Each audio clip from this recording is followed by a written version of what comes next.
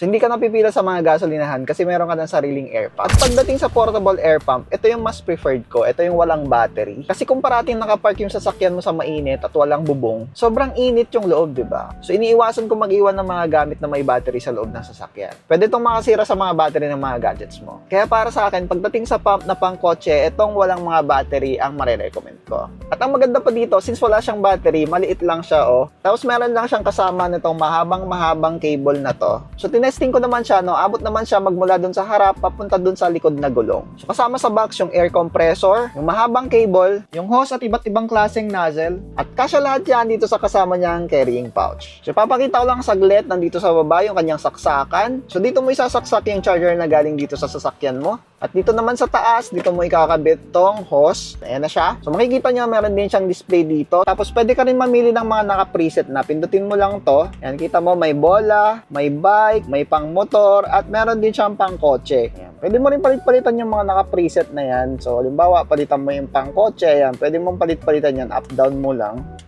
At meron din siyang flashlight dito. So tamang-tama pag madilim, 'di ba? Pwede mong magamit. Ayan, ayan, 'di ba? Ang liit lang niya pero napaka-useful niyan, guys. So yun, kung gusto mo rin ito, iniwan ko na lang yung link dyan sa baba at i-check out mo na yan. Yun lang, thanks for watching and follow for more.